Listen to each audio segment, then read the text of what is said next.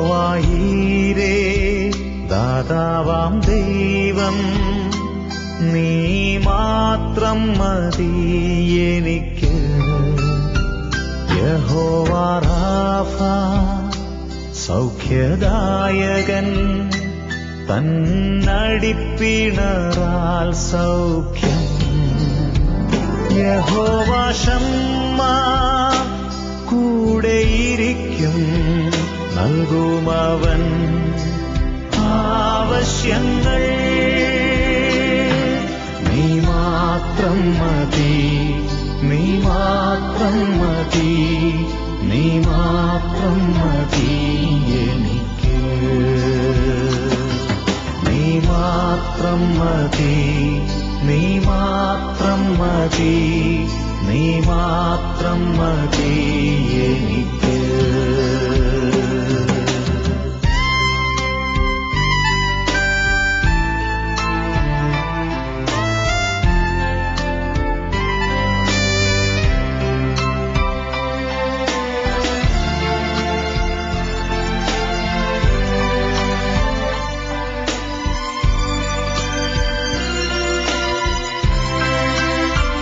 യഹോവ എലോഹിം സ്രഷ്ടാവാം ദൈവം, നിൻ വചനത്താലുളവായെല്ലാം. യഹോവ ഇല്യോൻ അത്യുന്നതൻ നീ, നിന്നെപ്പോലെ മറ്റാരുമില്ല. യഹോവ ശാലോം എൻ സമാധാനം, നൽകി നിൻ ശാന്തി എന്നിൽ. നീ മാത്രം മതി, നീ മാത്രം മതി, നീ മാത്രം മതി എനിക്ക്. നീ മാത്രം മതി, നീ മാത്രം മതി, നീ മാത്രം മതി എനിക്ക്. യേശുവിലുള്ള ഭാവം തന്നെ നിങ്ങളിലും ഉണ്ടായിരിക്കട്ടെ എന്ന് തിരുവെഴുത്ത് നമ്മെ പഠിക്കുന്നു. നാം എത്രയധികം പരിശ്രമിച്ചാലും, എത്രയധികം ത്യാഗപൂർണമായ ജീവിതം നയിക്കുവാൻ ആഗ്രഹിച്ചാലും, ക്രിസ്തു യേശുവിനെ പോലെ ആയിത്തീരുക നമ്മുടെ ജീവിതത്തിൽ അനായാസമായ കാര്യമല്ല. എന്നാൽ ഒരു ദൈവ പൈതലിനെ മാതൃകയാക്കുവാൻ കഴിയുന്നത് നമ്മുടെ കർത്താവിന്റെ സ്വഭാവ സവിശേഷതകളാണ്. കഴിഞ്ഞ ആഴ്ചകളിൽ നമ്മൾ ചിന്തിക്കുവാനിടയായി തീർന്നു. നമ്മുടെ കർത്താവിന് ഭാവ വ്യത്യാസങ്ങൾ ഉള്ള വ്യക്തിയല്ല. സിംഹം അതിന്റെ ഒരു ഉദാഹരണമായി ഞാൻ പറയുവാനിടയായി തീർന്നു. അങ്ങനെ ഏത് ഭാവ വ്യത്യാസം നമ്മൾ ദൈവസന്നിധിയിൽ കാണിക്കുന്നുവോ അത് തീർച്ചയായും ദൈവസന്നിധിയിൽ തിരിച്ചറിയപ്പെടുന്നതാണ് എന്ന് നമുക്ക് മനസ്സിലാക്കുവാൻ കഴിയും. ആഹാബ് രാജാവിന്റെ കാര്യം നമ്മൾ ചിന്തിക്കുവാനിടയായി തീർന്നു.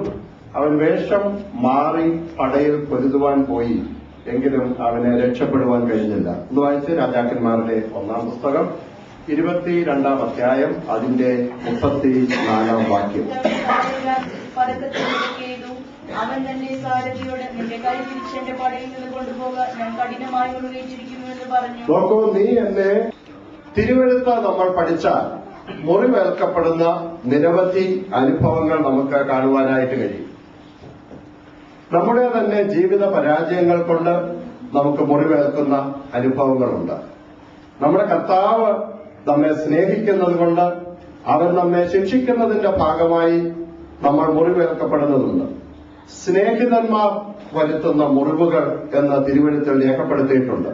ഇതുപോൽക്കാലം അല്പം ചില കാര്യങ്ങൾ നമുക്ക് ചിന്തിക്കാം.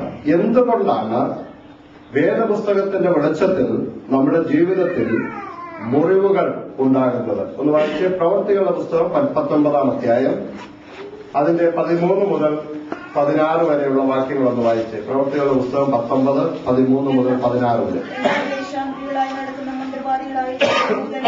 പൗലോസ് പ്രസംഗിക്കുന്ന യേശുവിന്റെ നാമത്തിൽ ഞാൻ നിങ്ങളോട് ആണിയിരുന്നു എന്ന് പറഞ്ഞ് യേശുവിന്റെ നാമം ചൊല്ലുവാൻ തുനിഞ്ഞു.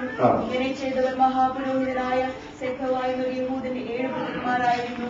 ദുരാത്മാവ് അവരോട്, യേശുവിനെ ഞാൻ അറിയുന്നു, പൗലോസിനെയും പരിചയമുണ്ട്, എന്നാൽ നിങ്ങൾ ആരെന്ന് ചോദിച്ചു. പിന്നെ ദുരാത്മാവുള്ള മനുഷ്യർ അവരുടെ മേൽ ചാടി അവരെ ഇരുവരെയും കീഴടക്കി ജയിക്കിയാൽ അവർ നഗ്നരും മുറിവേറ്റവരുമായ വീട്ടിൽ ഒരു ഓടിപ്പോയി. നോക്കൂ, പൗലോസിന്റെ മേൽ ഒരു അഭിഷേകമുണ്ട്. അവരെ ദൈവിക ശുശ്രൂഷകൾക്ക് വേണ്ടി ദൈവം പ്രത്യേകമായി വിളിച്ച് വേർതിരിച്ച് അധികാരപ്പെടുത്തിയ വ്യക്തിയാണ്. പിശാചിന്റെ മേൽ അവൻ അധികാരമുണ്ടായിരുന്നു, രോഗങ്ങളുടെ മേൽ അവൻ അധികാരമുണ്ടായിരുന്നു, വലിയ അത്ഭുതങ്ങളും അടയാളങ്ങളും വീര്യപ്രവർത്തികളും ചെയ്യുവാനുള്ള അഭിഷേകത്തിന്റെ അധികാരം പൗലോസിന്റെ മേലുണ്ടായിരുന്നു. അങ്ങനെ പൗലോസ് ആർക്കെങ്കിലും വേണ്ടി പ്രാർത്ഥിച്ചാൽ അവർക്ക് രോഗസൗഖ്യം ഉണ്ടാകുന്നു.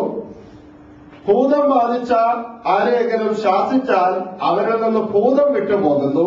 ഇതൊക്കെ കണ്ടപ്പോൾ സ്കേവ എന്നു പേരുള്ള മഹാപുരോഹിതന്റെ മക്കൾക്ക് തോന്നി, ഈ രീതി ഒന്ന് അനുവർത്തിക്കാൻ കഴിഞ്ഞാൽ ഞങ്ങൾക്കും നല്ലതാണ്.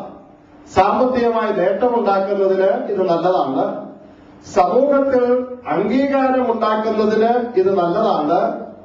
അങ്ങനെ തങ്ങളെ ദൈവം ഏൽപ്പിച്ചിട്ടില്ലാത്ത ആ ശുശ്രൂഷ ചെയ്യുവാനായുള്ള വ്യഗ്രത ഇവരിൽ പ്രത്യക്ഷപ്പെട്ടു, അവരിൽ കാണപ്പെടുവാനിടയായി തീർന്നു. എന്താ സംഭവിച്ചത്? ദുരാത്മാവുള്ള ഒരു മനുഷ്യന്റെ അടുക്കൽ ചെന്ന് അവന്റെ മേൽ നിന്ന് ദുരാത്മാവ് പോകത്തക്കവണ്ണം പൗലോസ് കാണിക്കുന്നത് പോലൊക്കെ കാണിക്കുവാനിടയായി തീർന്നു. പിശാച് എന്താ പറഞ്ഞതെന്നറിയാമോ? ഭൂതം ബാധിച്ച മനുഷ്യൻ പറഞ്ഞു, പൗലോസിനെ ഞങ്ങൾക്കറിയാം, യേശുവിനെയും ഞങ്ങൾക്ക് പരിചയമുണ്ട്, നീ ഇപ്പോൾ ഇവിടെ നിന്നാ വന്നിരിക്കുന്നതെന്ന് മനസ്സിലാകുന്നില്ല. എന്നിട്ട് എന്ത് ചെയ്തു? ഈ ദുരാത്മാവ് ചാടി ഇവന്റെ മേൽ വീണിട്ട് അവനെ നഗ്നനാക്കി മുറിവേൽപ്പിച്ച് അവനവിടെ ഓടിപ്പോകേണ്ടതായി വന്നു. നോക്കൂ, ദൈവിക ശുശ്രൂഷ അധികാരത്തിന്റെ ശുശ്രൂഷയാണ്.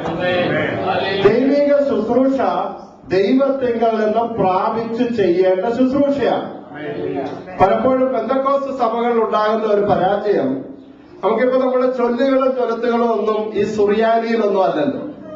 ആർക്ക് വേണമെങ്കിലും ഇത് ചെയ്യാം, ആർക്ക് വേണമെങ്കിലും ചെയ്യാവുന്ന കാര്യങ്ങൾ മാത്രമേ ഇതിൽ അന്തർലീനമായിട്ടുള്ളൂ. അതങ്ങനെയല്ല എന്ന് സ്ഥാപിക്കാൻ ഞാൻ ആഗ്രഹിക്കുന്നുമില്ല. എന്നാൽ ആർക്കും ചെയ്യാൻ കഴിയുന്നതാണെങ്കിലും നീ അത് ചെയ്യാൻ ചുമതലപ്പെട്ടവനാണോ എന്ന് നോക്കി മാത്രമേ ഇതിൽ കയറി പിടിക്കാവൂ. അല്ലെങ്കിൽ എന്തുണ്ടാകും? മുറിവേൽക്കുവാൻ ഇടയായിത്തീരും. വേദപുസ്തകത്തിൽ നമുക്ക് വേണ്ടുവോളം തെളിവുകളുണ്ട്. ഹൊഫ്നിയും ഫിനേഹാസും അവര് പെട്ടകം വീഴുന്നത് കണ്ടപ്പോഴാണ് അതിനെ ഒന്ന് താങ്ങി നിർത്താം എന്ന് വിചാരിച്ച് ചാടിപ്പിടിക്കുവാനിടയായത്. എന്നാൽ അത് അവരുടെ ജീവിതാന്ത്യത്തിന് കാരണമായി തീർന്നെങ്കിൽ ദൈവിക ശുശ്രൂഷകൾ ഗൗരവമുള്ള ശുശ്രൂഷകളാണ്. ദൈവിക ശുശ്രൂഷ ഉത്തരവാദിത്വവും ആത്മഭാരവുമുള്ള ശുശ്രൂഷയാണ്. ആർക്കും കയറി ഏത് സമയത്തും എന്തും ചെയ്യുവാൻ കഴിയുന്നതല്ല ആത്മീക ശുശ്രൂഷ. ദൈവം ഏൽപ്പിക്കാത്ത, ദൈവത്തിങ്കൽ നിന്ന് ഏറ്റെടുക്കുകയും പ്രാപിക്കുകയും ചെയ്യാത്ത ശുശ്രൂഷ ആര് ചെയ്താലും സ്കേവായുടെ മക്കൾക്കുണ്ടായതുപോലെ മുറിവുകൾ ഉണ്ടാകും. അതാണ് തിരുവെഴുത്ത് നമ്മെ പഠിപ്പിക്കുന്നത്. ദൈവിക ആലോചനയോട് നമ്മൾ മറുതലിച്ചാൽ മുറിവേൽക്കും എന്ന് വേദപുസ്തകം നമ്മെ പഠിപ്പിക്കുന്നു. ഒന്ന് വായിച്ച് 2 ദിനവൃത്താന്ത പുസ്തകം 35-ാം അധ്യായം അതിന്റെ 20 മുതലുള്ള വാക്യങ്ങളൊന്ന് വായിച്ച്. 2 ദിനവൃത്താന്തം 35-20 മുതൽ.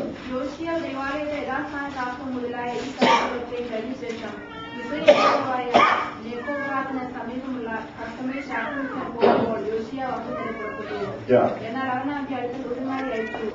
ദൈവവചനങ്ങളെ കേൾക്കാതെ അവൻ മെഗിദ്ദോ താഴ്വരയിൽ യുദ്ധം ചെയ്യുവാൻ ചെന്നു. വില്ലാളികൾ യോശിയ രാജാവിനെ എഴുതു. രാജാവിന്റെ പുത്രിമാരോട്, എന്നെ കൊണ്ടുപോകുവിൻ, ഞാൻ കഠിനമായി മുറിവേറ്റിരിക്കുന്നു. നോക്കൂ, യോശിയാവ് ചരിത്രം പഠിച്ചാൽ നമുക്ക് മനസ്സിലാക്കുവാൻ കഴിയുന്നത് ദൈവത്തിന്റെ ഹിതം ചെയ്ത, ദൈവത്തെ പ്രസാദിപ്പിച്ച നല്ല രാജാക്കന്മാരുടെ ലിസ്റ്റിൽ പേരുള്ള ആളാണ് യോശിയാവ്. അവൻ ആരാധന യഥാസ്ഥാനപ്പെടുത്തി, അവൻ ശബത്തിനെ യഥാസ്ഥാനപ്പെടുത്തി, അടഞ്ഞുകിടന്ന ആ ദൈവാലയത്തിന്റെ വാതിലുകൾ തുറന്നു. നിരവധി അനുഗ്രഹിക്കപ്പെട്ട കാര്യങ്ങൾ ചെയ്ത വ്യക്തിയാണെങ്കിലും മിസ്രയീമിനോടുള്ള ഈ യുദ്ധത്തിൽ അവൻ പങ്കുചേരരുതെന്ന് ദൈവാത്മാവ് അവനോട് സംസാരിച്ചിട്ടും അവന്റെ മാനുഷികമായ ഇച്ഛയ്ക്കും താല്പര്യത്തിനും അനുസരിച്ച് അവൻ യുദ്ധത്തിന് പോകുവാനിടയായി തീർന്നു. എന്താ സംഭവിച്ചത്? ഇതാ അവൻ വിളിച്ചു പറയുകയാണ്, ഞാൻ കഠിനമായി മുറിവേറ്റിരിക്കുന്നു. അത് അവന്റെ അന്ത്യത്തിൽ കലാശിച്ചു. അവനെ യെരൂശലേമിൽ കൊണ്ടുവന്നു. അവിടെ അവന്റെ പിതാക്കന്മാരുടെ കല്ലറകളിൽ അവനെ അടക്കം ചെയ്തു എന്ന് അവിടെ രേഖപ്പെടുത്തിയിരിക്കുന്നു. നോക്കൂ, ദൈവത്തിന്റെ ആലോചനകളെ നമ്മൾ മറുതലിച്ചാണ്. എത്രയോ പ്രാവശ്യം നമ്മൾ ക്രമീകരിക്കപ്പെടുവാനും നന്നായി ജീവിക്കുവാനുമുള്ള ആലോചനകൾ ഒരു വ്യക്തിയിൽ നിന്നല്ലെങ്കിൽ മറ്റൊരു വ്യക്തിയിൽ കൂടെ, തിരുവെഴുത്തിൽ കൂടെ പരിശുദ്ധാത്മാവ് നമ്മോട് സംസാരിച്ചിട്ടുണ്ട്. ഇന്നും നമ്മൾ അതിനെ തൃണവൽഗണിക്കുന്നവരാണെങ്കിൽ വേദപുസ്തകത്തിന് ഒരിക്കലും തെറ്റുപറ്റുന്നില്ല, മുറിവേൽക്കുവാനിടയായി തീരും. അതാണ് വേദപുസ്തകം നമ്മെ പഠിപ്പിക്കുന്നത്. ദൈവത്തിന്റെ ആലോചനയ്ക്കും താല്പര്യത്തിനും ദൈവത്തെ പ്രസാദിപ്പിക്കുക എന്ന ഏക ലക്ഷ്യത്തിന് വിപരീതമായി ആരെവിടെ ജീവിക്കുവാൻ ശ്രമിക്കുന്നുവോ അവരുടെ ജീവിതത്തിൽ മുറിവുകളുണ്ട്. അത് ദൈവവചനത്തിന്റെ മാറ്റമില്ലാത്ത വ്യവസ്ഥയാണ്. നോക്കൂ, ഏൽപ്പിക്കാത്ത ശുശ്രൂഷകൾ ചെയ്യുന്നവൻ ദൈവ വ്യവസ്ഥയോടും ദൈവ വചനത്തോടും മറുതലിക്കുന്നവൻ.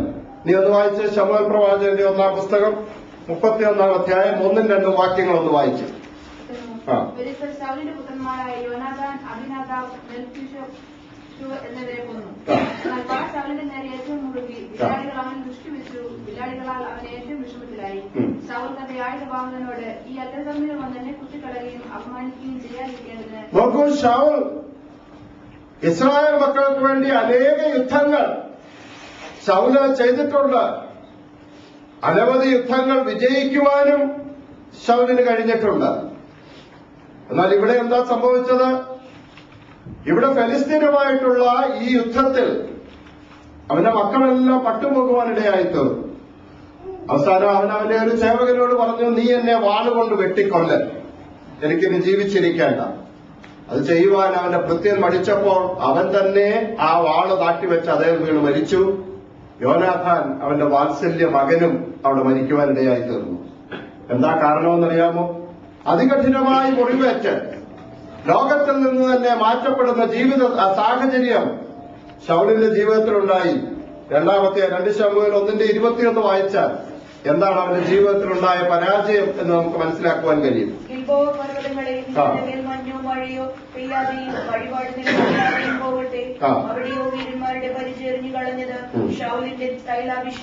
ശൗലിന്റെ തൈലാഭിഷേകമില്ലാത്ത പരിച. നോക്കൂ, എന്താ ശൗലിന്റെ ജീവിതത്തിൽ സംഭവിച്ചത്? ശൗല് വെറും സാധാരണക്കാരനായ ഒരു മനുഷ്യനായിരിക്കുമ്പോൾ അപ്പന്റെ നഷ്ടപ്പെട്ടു പോയ കഴുതുകളെ തേടിപ്പോയ ഒരു വെറും യൗവനക്കാരനെ ശമൂവേൽ പ്രവാചകൻ ദൈവീക നിയോഗമനുസരിച്ച് ഇസ്രായേലിന്റെ 1ാമത്തെ രാജാവായി വാഴിക്കുവാൻ അഭിഷേകം ചെയ്യുവാനിടയായിട്ട് അവൻ തെരഞ്ഞെടുക്കപ്പെട്ടവനായിരുന്നു. ശൗലമുണ്ടോ പ്രവാചക ഗണത്തിൽ എന്ന ആളുകൾ ചോദിക്കത്തക്കവണ്ണം അവൻ നൃത്തം ചെയ്ത് അഭിഷേകം പ്രാപിച്ചവനായിട്ടാണ് അവന്റെ ഭവനത്തിലേക്ക് മടങ്ങിപ്പോകുവാനിടയായത്. എന്നാൽ ജീവിതത്തിന്റെ ഓരോരോ ഘട്ടങ്ങൾ തരണം ചെയ്തു കഴിഞ്ഞപ്പോൾ ശൗലിന്റെ ജീവിതത്തിൽ സംഭവിച്ചത് എന്താണെന്നറിയാമോ? അവന്റെ ജീവിതത്തിൽ നിന്ന് അഭിഷേകം ചോർന്നുപോയി. ഇത് പകൽക്കാലം എന്നെ കേൾക്കുന്ന പ്രിയപ്പെട്ടവർ ഓർത്തോണം, നീ നിർത്താതെ അന്യഭാഷ പറഞ്ഞ ദിവസങ്ങളുണ്ട്. നീ മുട്ടിന്മേൽ നിന്ന് പ്രാർത്ഥിച്ച ദിവസങ്ങളുണ്ട്. നിന്റെ നിഴൽ തട്ടിയാൽ രോഗസൗഖ്യമുണ്ടാകുന്ന അനുഭവങ്ങൾ ഉണ്ടായിട്ടുണ്ട്. നിന്റെ അഭിഷേകം നീ നഷ്ടപ്പെടുത്തിയെങ്കിൽ നീ അത് തിരിച്ചു പിടിക്കുന്ന ദിവസങ്ങളായി തീരണം ഈ ദിവസം. നഷ്ടപ്പെട്ടിടത്ത് തന്നെ നമ്മൾ കിടന്ന് മുറിവേറ്റ് എന്നേക്കും ഇല്ലായ്മയായി തീരുവാനല്ല ദൈവം നമ്മെക്കുറിച്ച് ആഗ്രഹിക്കുന്നത്. ആയുധം ധരിച്ച വില്ലാളികളായ എഫ്രൈമ്യർ യുദ്ധ ദിവസത്തിൽ പിന്തിരിഞ്ഞുപോയി. നോക്കൂ, അവരൊന്ന് പിന്തിരിഞ്ഞു പോകേണ്ട ആവശ്യമില്ല. അവർക്ക് യുദ്ധം ജയിക്കുവാൻ കഴിയുമായിരുന്നു. നിന്റെ യുദ്ധങ്ങൾ നീ ജയിക്കുന്നത് നിന്റെ മാനുഷികമായ ശക്തി കൊണ്ടല്ല. നിന്റെ യുദ്ധങ്ങൾ നീ ജയിക്കുന്നത് നിന്റെ ബുദ്ധി കൊണ്ടോ അതിൽ നിന്ന് ഉദിച്ചു വരുന്ന തന്ത്രം കൊണ്ടോ അല്ല. നിന്റെ യുദ്ധങ്ങളെല്ലാം നീ ജയിക്കുന്നത് സർവശക്തന്റെ അഭിഷേകം നിന്റെ മേലുള്ളതുകൊണ്ടാണ്. അപ്പോ അഭിഷേകം നഷ്ടപ്പെട്ടാൽ അത് മുറിപ്പെടുത്തുന്ന അനുഭവമായി തീരും. ശിംശോന്റെ ചരിത്രം നമുക്കെല്ലാം അറിയാം. ശിംശോന്റെ നിഴൽ തട്ടിയാൽ ഫെലിസ്ത്യർ പേടിച്ചു വിറയ്ക്കുമായിരുന്നു. ശിംശോന്റെ ചിത്രം കണ്ടാൽ ഫെലിസ്ത്യർ പേടിച്ചു വിറയ്ക്കുന്ന ഒരു കാലമുണ്ടായിരുന്നു. അവന്റെ സാന്നിധ്യം മാത്രം മതിയായിരുന്നു ഇസ്രായേലിന് അവരുടെ സകല യുദ്ധങ്ങളും ജയിക്കുവാൻ. അത്ര അസാധാരണമായ ശക്തിയും അഭിഷേകവും ദൈവം അവന്റെ മേൽ നിറച്ചിരുന്നു. എന്നാൽ ജീവിതത്തിലുണ്ടായ ചെറിയ പരാജയങ്ങൾ കൊണ്ട് അവരിലുള്ള വലിയ ശക്തി നഷ്ടപ്പെട്ടു പോയി. സംഭവിച്ചത് എന്താണെന്നറിയാമോ? ശക്തി നഷ്ടപ്പെട്ടു പോയി എന്നിവൻ തിരിച്ചറിയുവാൻ വൈകിപ്പോയി. 300 കുറുക്കന്മാരെയാണ് ഒരിക്കൽ അവൻ പിടിച്ചുകൊണ്ട് വന്നത്. ഒരു കുറുക്കനെ പിടിക്കണമെങ്കിൽ എത്രയധികം പ്രയാസമുണ്ടെന്ന് കുറുക്കനെ പിടിക്കുന്നവർക്ക് അറിയത്തുള്ളൂ. അത്രയും 300 കുറുക്കന്മാരെ പിടിച്ചുകൊണ്ട് വന്ന് വാലോട് വാല് ചേർത്ത് വെച്ച് അതിൽ പന്തം കൊളുത്തി പ്രകടനം നടത്തി ഫെലിസ്ത്യന്റെ പറമ്പിലേക്ക് പറഞ്ഞയച്ച് അവന്റേത് മുഴുവൻ നശിപ്പിച്ച വില്ലാളി വീരനായിരുന്നു ശിംശോൻ. പക്ഷെ മനസ്സിന്റെ അകത്ത് ഒരു ചെറിയ കുറുക്കൻ വളർന്നു നിന്നു. അവനെ മെരുക്കിയെടുക്കുവാൻ കഴിഞ്ഞില്ല. തൽക്കാലം എന്നെ കേൾക്കുന്ന ദൈവമക്കളോട് ഞാൻ പറയട്ടെ, വലിയ ശക്തിയും അഭിഷേകവും നിന്റെ മേലുണ്ട്. നിന്നെ കാണുമ്പോൾ പിശാച് ഉലയ്ക്കുന്ന ശക്തി അവൻ നിന്റെ മേൽ പകർന്നിട്ടുണ്ട്. നിന്റെ നിഴൽ തട്ടുമ്പോൾ പിശാച് ഓടിപ്പോകുവാനുള്ള അഭിഷേകം അവൻ നിന്റെ മേൽ പകർന്നിട്ടുണ്ട്. ചെറിയ കാര്യത്തിന്റെ പേരിൽ അത് നഷ്ടപ്പെട്ടു പോകുന്ന അനുഭവം ഉണ്ടായാൽ നീ എതിരാളിയുടെ മുമ്പിൽ ലജ്ജിതനായി തീരുന്ന ഒരു ദിവസമുണ്ട്. ഒരു സാധാരണക്കാരിയായ ഒരു വൃത്തികെട്ട സ്ത്രീക്ക് അവന്റെ ശക്തി മുഴുവൻ ചോർത്തിയെടുക്കുവാൻ കഴിഞ്ഞു. ഫെലിസ്ത്യർ അവനെ ഓടിച്ചിട്ട് പിടിച്ച് അവനെ പരാജയപ്പെടുത്തി അവനെ കൊണ്ട് അവരുടെ ക്ഷേത്രത്തിന്റെ അരി പൊടിപ്പിക്കുന്ന ജോലി ചെയ്യിച്ച് അവന്റെ കണ്ണുകൾ കുത്തിപ്പൊട്ടിച്ച് അവനെ മറ്റുള്ളവരുടെ മുമ്പിൽ, ശത്രുക്കളുടെ മുമ്പിൽ ഒരു ലജ്ജാ കാരണമാക്കി തീർത്തെങ്കിൽ അതിന്റെ പിന്നിൽ ഒറ്റ കാരണമേ ഉള്ളൂ. അവന്റെ മേലുള്ള അഭിഷേകം അവൻ നഷ്ടപ്പെടുത്തി. ദൈവത്തിന്റെ പൈതലി, നിന്നെ പ്രത്യേകതയുള്ളവനാക്കുന്നത് നിന്റെ മേലുള്ള അഭിഷേകമാണ്. നിന്റെ തലയിൽ എണ്ണ കുറഞ്ഞു പോകുവാൻ ഇടയാകരുത്. നിന്റെ വസ്ത്രം എല്ലായ്പ്പോഴും വെള്ളയായിരിക്കട്ടെ. നിന്റെ തലമേൽ എണ്ണ കുറഞ്ഞു പോകുവാൻ ഇടയാകാതിരിക്കട്ടെ. ഹല്ലേലൂയ. വലിയ സ്ഥാനത്താണ് ഒരു ദൈവപൈതൽ നിൽക്കുന്നതെന്നുള്ള കാര്യം ഒരിക്കലും മറന്നു പോകരുത്. ചെറിയ സ്ഥാനത്തല്ല ഒരു ദൈവപൈതൽ നിൽക്കുന്നത്. വലിയ ഉത്തരവാദിത്വമാണ് നമ്മുടെ കർത്താവ് നമ്മെ ഏൽപ്പിച്ചിരിക്കുന്നത്. നഷ്ടപ്പെട്ടത് നീ തിരിച്ചു പിടിക്കണം. നഷ്ടപ്പെട്ട ദൈവകൃപ, നഷ്ടപ്പെട്ട ദൈവ തേജസ്, നഷ്ടപ്പെട്ട ദൈവ സ്നേഹം തിരിച്ചു പിടിക്കുന്ന വർഷമായിരിക്കണം 2008. ദൈവം നമ്മെ അനുഗ്രഹിക്കുവാൻ ആഗ്രഹിക്കുന്നു. ദൈവം നമ്മെ വർദ്ധിപ്പിക്കുവാൻ ആഗ്രഹിക്കുന്നു. ദൈവം നമ്മെ മുന്നോട്ട് നയിക്കുവാൻ ആഗ്രഹിക്കുന്നു. ദൈവം വലിയ പ്രതിഫലം നൽകുവാൻ ആഗ്രഹിക്കുന്നു. ദൈവം വലിയ വേല ചെയ്തെടുക്കുവാൻ ആഗ്രഹിക്കുന്നു. ദൈവം വലിയ കൊയ്ത്തു നൽകുവാൻ ആഗ്രഹിക്കുന്നു. ഹല്ലേലൂയ. അഭിഷേകം പ്രാപിച്ചവന് മാത്രമേ അത് ചെയ്തെടുക്കുവാൻ കഴിയുകയുള്ളൂ. ഹല്ലേലൂയ. നമ്മൾ മുറിപ്പെട്ടു പോകുന്നവരാകുവാനല്ല ദൈവം നമ്മെക്കുറിച്ച് ആഗ്രഹിക്കുന്നത്. അവന്റെ വേലയിൽ നമ്മൾ വർദ്ധിച്ചു വരുന്നവരാകുവാനാണ് നമ്മുടെ കർത്താവ് നമ്മെക്കുറിച്ച് ആഗ്രഹിക്കുന്നത്.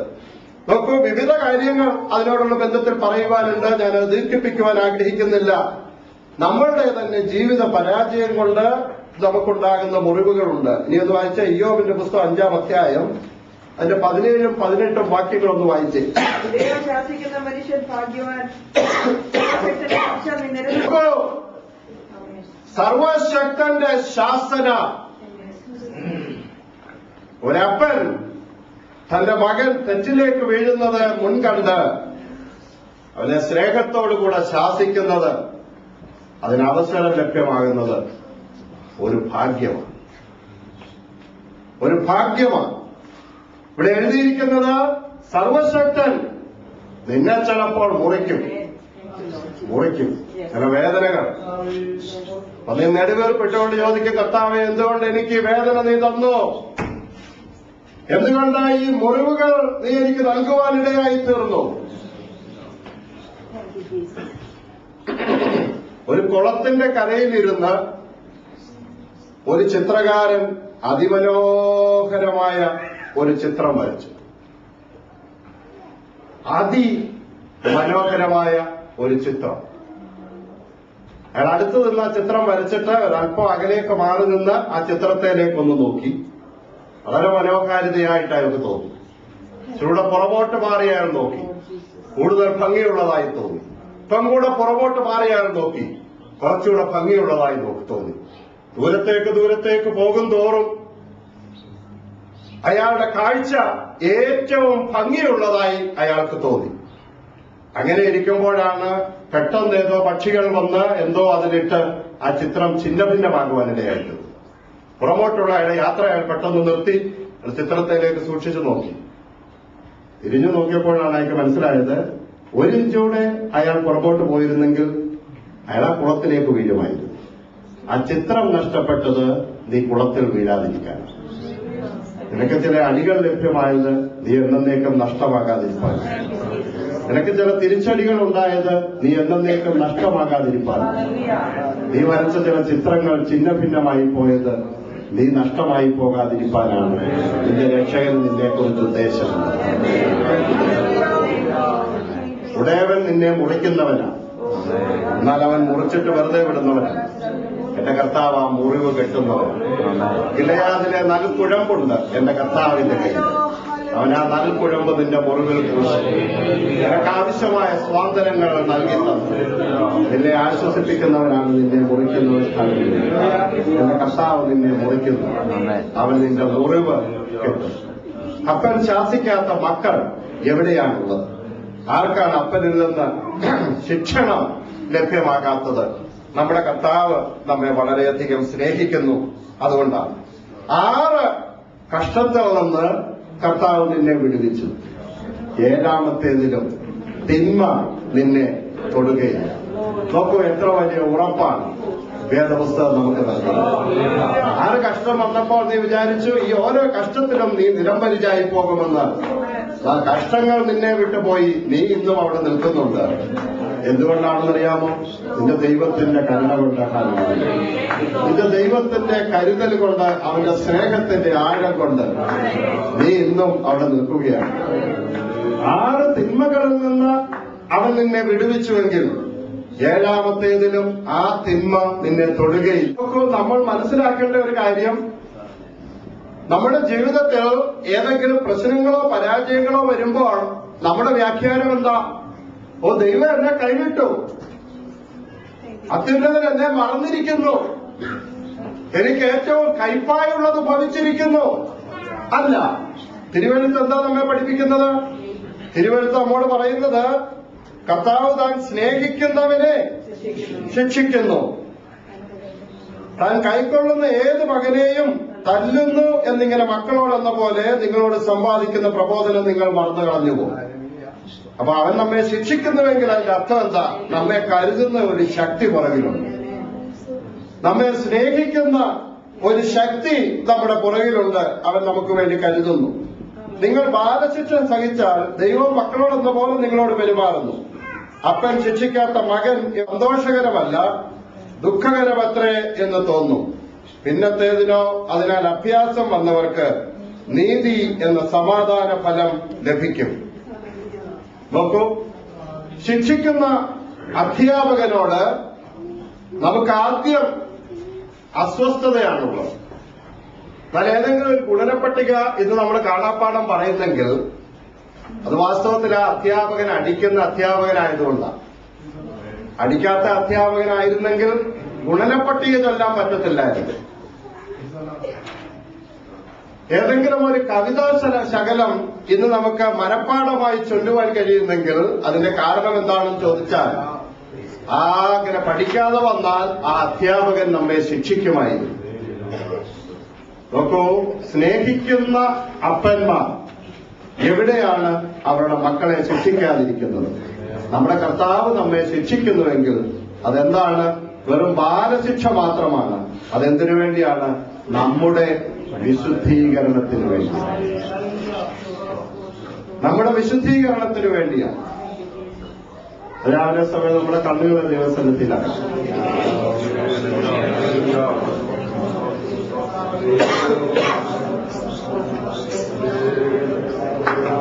ശുദ്ധീകരണം കൂടാതെ ആരും കർത്താവിനെ കാണുകയില്ല. ചെറിയ ശിക്ഷകൾ നിന്നെ നശിപ്പിച്ചു കളയുന്നതിന് വേണ്ടിയല്ല. ചെറിയ ശിക്ഷകൾ നിന്നെ ഇല്ലായ്മ ചെയ്യുന്നതിന് വേണ്ടിയല്ല. ചെറിയ പരാജയങ്ങൾ നിന്നെ എന്നേക്കും നശിപ്പിച്ചു കളയുന്നതിനല്ല. വീഴാതെ വണ്ണം നമ്മെ സൂക്ഷിച്ച് തന്റെ മഹിമാസന്നിധിയിൽ കളങ്കമറ്റവരായി നമ്മെ ആനന്ദത്തോടുകൂടെ നിർത്തുവാൻ നമ്മുടെ കർത്താവ് ആഗ്രഹിക്കുന്നു.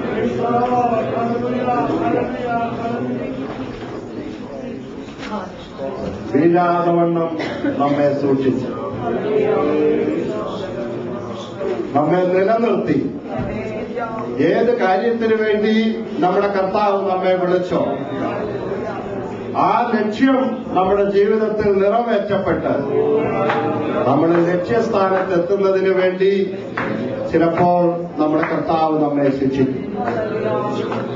ആ ചെറിയ ബാലശിക്ഷകൾ നമ്മൾ സന്തോഷത്തോടെ സ്വീകരിക്കുന്നവരാകുവാനാണ് കർത്താവ് നമ്മെക്കുറിച്ച് ആഗ്രഹിക്കുന്നത്. എന്നാൽ ഒരു കാര്യം ഓർത്തോണം, അത്യുന്നതന്റെ കൈകളിൽ വീഴുന്നത് ഭയങ്കരം. സർവശക്തന്റെ കൈകളിൽ വീഴുന്നത് ഭയങ്കരം.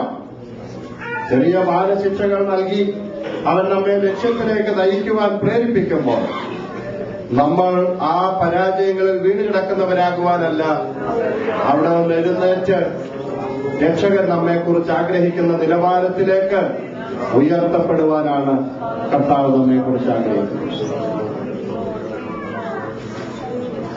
ചെറിയ ചെറിയ കാര്യങ്ങളാണ് ഓരോ വ്യക്തികളുടെയും ജീവിതത്തിലെ പ്രാഗൽഭ്യം നഷ്ടപ്പെടുത്തുന്നത്.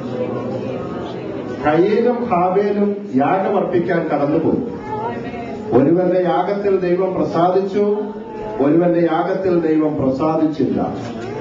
ദൈവം ചോദിക്കുന്നത് നന്മ ചെയ്യുന്നുവെങ്കിൽ പ്രസാദം വരികയില്ലയോ? നിന്റെ ആരാധന സ്വീകരിക്കപ്പെടുന്നതും തിരസ്കരിക്കപ്പെടുന്നതും നിന്റെ മനസ്സിൽ